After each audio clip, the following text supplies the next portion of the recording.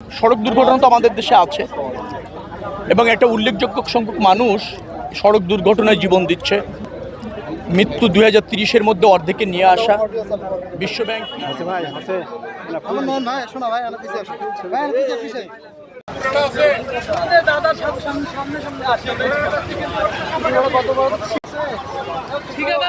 এই যে করতোয়া নদীর উপর আমরা দাঁড়িয়ে আছি, তার উপর একটা ব্রিজ 68 মিটারের মতো ব্রিজটা। এই ব্রিজটা আমরা তো দেখবেন যে মানসম্মতভাবে ফ্যাসিলিটিসগুলি রেখে এখানে যাতে অবৈধ স্থাপনা বা দোকান সাময়িকভাবে বসতে না পারে সেই জন্য একটা লেনও আমরা আলাদা করেছি, লেনটা প্রোটেক্ট করেছি এবং সৌন্দর্য বর্ধনের জন্য কিছু দেখবেন যে আর্টিফিশিয়ালি কাজ এখানে হয়েছে। রাতে পর্যাপ্ত লাইট হবে, পর্যটনের মতো হবে। নদীটাও ইতিমধ্যে এলজিআরডি মন্ত্রণালয় এবং আমার মনে হয় পানি সম্পদ মন্ত্রণালয় থেকেও বেশি কিছু ইনিশিয়েটিভ নিয়েছে। সারা দেশব্যাপী একটা উন্নয়নের আপনি বলতে পারেন ঢেউ শুরু হয়েছে। এই সরকার জনগণ কর্তৃক নির্বাচিত সরকার, যেখানে যে উন্নয়ন দরকার ইনফ্রাস্ট্রাকচার এবং ট্রান্সপোর্টের ক্ষেত্রে আমরা সেটা করছি, আমলে নিচ্ছি, বাস্তবায়ন করছি।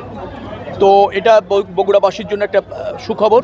সড়ক দুর্ঘটনা তো আমাদের দেশে আছে এবং একটা উল্লেখযোগ্য সংখ্যক মানুষ সড়ক দুর্ঘটনায় জীবন দিচ্ছে। এর জন্য ইতিমধ্যে সরকার বেশ কিছু পদক্ষেপ নিয়েছে, বিশেষ করে স্পিড ম্যানেজমেন্ট, নিরাপদ সড়ক আইন, মৃত্যু 2030-এর মধ্যে অর্ধেকে নিয়ে আসা। বিশ্বব্যাংক, এডিবি, ওয়ার্ল্ড হেলথ অর্গানাইজেশন তাদের পরামর্শ এবং সহযোগিতায় আমরা কিন্তু কাজ করছি এবং আমি নিশ্চিত যে তিনটি সড়ক দুর্ঘটনার কথা আপনি বললেন অনাকাঙ্ক্ষিতভাবে ঘটে গিয়েছে, কিন্তু ইয়ারলি গিয়ে যখন আপনি ক্যালকুলেশন করবেন দেখবেন যে আগের চেয়ে অনেকটা কমেছে। কারণ আমরা অনেকগুলি জায়গায় কিছু মেজার্স ইতিমধ্যে নিয়েছি। ড্রাইভারদের প্রশিক্ষণ দেওয়ার ব্যবস্থা করেছি, তারপর হচ্ছে ড্রাইভারদের ফিটনেস টেস্টিংয়ের একটা ব্যবস্থা করেছি। তো এই কাজগুলি চলমান আছে। আমার ধারণা হচ্ছে যে অল্প সময়ের মধ্যেই একটা সুফল আপনারা পাবেন। তো এটা সত্য যে আমাদের অনাকাঙ্ক্ষিতভাবে অনেক প্রাণ সড়ক দুর্ঘটনায় যাচ্ছে এবং সেটা নিয়ে সরকার কাজ করছে। জনগণের সচেতনতার প্রয়োজন আছে, দক্ষ ড্রাইভার, ফিটনেস যুক্ত যানবাহন দরকার। তো সেই জায়গায় দীর্ঘদিনের একটা জরাজীর্ণতা আছে, অব্যবস্থাপনা আছে। আমরা অল্প সময়ের মধ্যে হলেও সেইগুলিকে একটা জায়গায় আমরা নিয়ে আসতে সক্ষম হচ্ছি। বিআরটিএ, বিআরটিসি সহ এর সাথে যারা জড়িত, হাইওয়ে পুলিশ, তাদেরকে প্রশিক্ষিত করা হচ্ছে, তাদের দায়িত্ব সম্পর্কে কনসার্ন করা হচ্ছে, আইন আসছে এবং ধরেন শৃঙ্খলা আনার জন্য সমন্বিতভাবে কর্মপরিকল্পনা।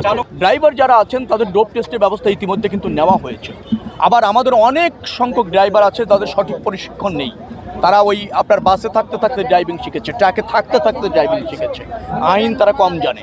তো এদেরকে আমরা এই ড্রাইভিং লাইসেন্স প্রদান এবং তাদের প্রশিক্ষণ অ্যাট দ্য সেম টাইম তাদের টেস্ট করে ফিটনেস বোঝে, জানে এবং গাড়ি চালাতে সক্ষম মানসিক এবং শারীরিকভাবে এই ধরনের ড্রাইভার আমরা পর্যায়ক্রমে প্রতিষ্ঠিত করছি।